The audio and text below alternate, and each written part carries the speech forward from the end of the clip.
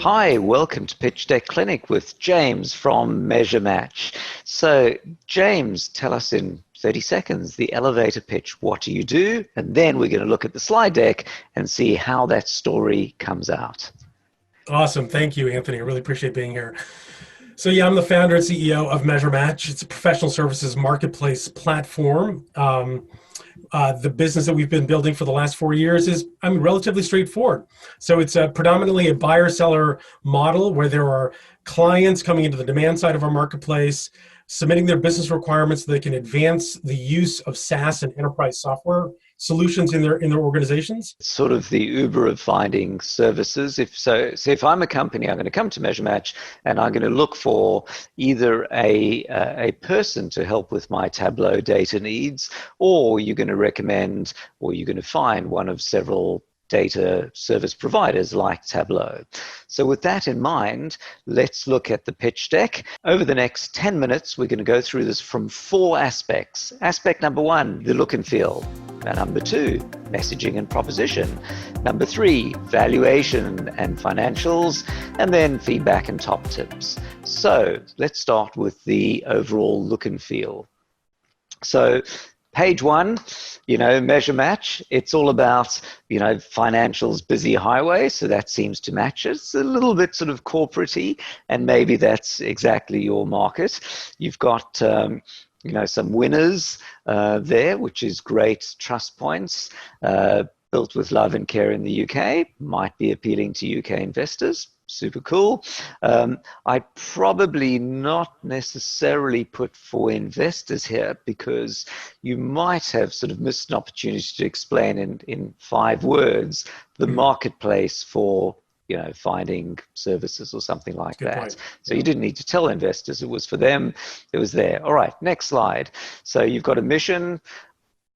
I think I'm a big fan of companies that explain what they do, because at this slide, I'm still not sure what you do. I mean, you've told us, but had I seen the deck cold, organizations, it could be anything. So you might say here, the marketplace for something.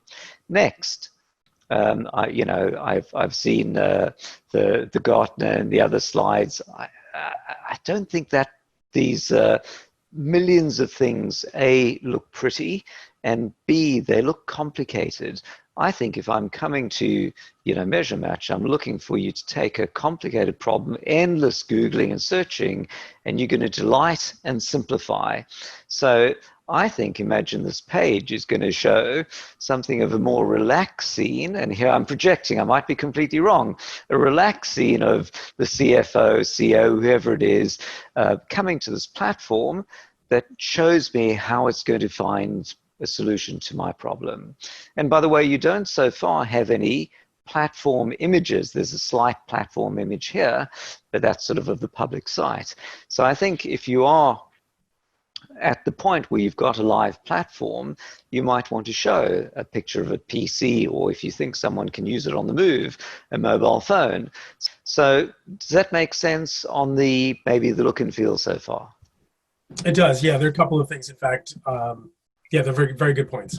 Okay, so I think I've strayed from look and feel onto messaging and proposition, but we'll keep going. So this is also sort of fairly complicated, and I think, so your slide deck, of course, is pitched at investors, but as an investor, I'm always projecting myself as an end user. So if I can see simplicity, delight, and desire from an end user, then as an investor, I know your product's going to get traction and I want in. So here, you've got quite a few colors happening. You've got a sort of a circle. I don't know if it should be a circle, but I guess it is. I think my eye would glaze over this. You've given me quite a lot of hard work to do. And if instead, it says, because it says simple process, but then the process doesn't look that simple. So maybe simple process just says 1, 2, 3. 1, enter your needs. 2, we find matching people. 3, we find matching suppliers. 4, you engage them here. It's like, that's nice and simple. All right, so now let's keep going with the messaging and proposition. So over here, you've got lots of logos. I think you are forcing me to work quite hard on this slide. So tell me what the slide is doing. Essentially, it's attempting to communicate that the choice of skills is broad and deep, right? So it goes through solutions engineering, data management, data science, across any of these types of products that any business might be using today. Okay, so you might have put this in a different way, which is, we've got data scientists, 800 on the platform. We've got data management, 27 providers or something, and then some, sets of faces of people and logos. So at the moment, you've only got vendors here. You don't have people. Is that the desire? Or, maybe if it is a mixture of people and vendors, the imagery could reflect that. Yeah, the vendors are meant to communicate skills, right? So these service providers know these systems, right? They know how to advance the use of these systems, to integrate them with other systems, to derive value that that these systems collect. All right. So again, in the theme of messaging, if your goal is that I'm hiring a user, a person who knows about these systems, you might communicate that by, for example, showing, Amazon and then little smiling faces of people who know about Amazon services, so that I know I'm engaging the person. And, some people may know more than one thing, but then it becomes clear as opposed to I'm hiring Amazon directly. Okay, cool. So let's now get on to on the proposition. So your proposition is you've got three constituencies, you're saying, which is you've got businesses looking for something. You've got providers, or you had me slightly confused here. So in my mind, I was picturing that here I am, SeedLegals, and I'm looking to build out my data things, and I need somebody or some skills. Am I the client, or I'm the partner? I'm not the partner, I'm the client here, right? Yeah, so clients buy services. Okay. Providers provide services. Partner organizations basically support both, or sell into both. Okay, so I would probably have seen clients as simply fast-growing startups and enterprises. I think by mentioning, agencies and consultancies, maybe they're important, but you might have blurred it, right? So I think, again, I think in a marketplace, there's usually a buyer and a seller. Here, by creating the circle, I think you're looking to create something more, but you're definitely leading to a bunch of questions being asked about that. Make sense? I think so. Yeah, questions are good, right? So, all right, yeah, okay. I'd prefer to have questions than not. So I'll take that as a positive. Okay, cool. All right. So here you've got the traditional quadrant, right? So a slide deck for me is always a story, which is what's the problem you're looking to solve? How are you solving it? How are you different to others? How are you doing traction-wise? And, what's the team? So we've gotten to the stage here on, where do you sit sort of with regard to others? You haven't got specific competitors in this matrix.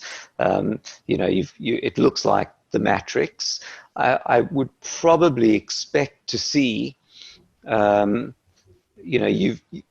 think this is a variant on the usual matrix, right? So the usual matrix is the two axes. You're at the top right somewhere, and others have poorer value or poorer services or less smart or something. Here you've put yourself in the middle and no other people around it. I think the slide isn't doing very much work here, and you might replace it with something that is working harder to show an investor where you sit in that space. Okay, so let's now get to valuation and financials. So, of course, one of the first things the investors would be saying after they say, yeah, hey, I love the concept, is to now show them that it's a substantial market. So in some cases, you have a hard time persuading someone it is a big market. I think here it's probably that you need to show them what the market is, because in their mind, they're not quite sure what it is. But once you show them what it is, there's no chance they won't go, it's a huge market. So here you've said 7 trillion, a nice big chunky number, but you've defined it as time and material. I think you probably need to work harder to show sort of what it is and what you're addressing. Because, you know, the classic Peter Thiel is don't show a 7 trillion market, show how you're going to dominate some part of that. Okay, so let's now wrap up with the traction and I guess the valuation. So you're showing some nice numbers here. You got 500 accounts, 150% year-on-year growth. You know, so basically, you know, when I see slide decks or I see those articles on, here's how Uber raised billions, investors often ignore everything and just look at the slide that has traction.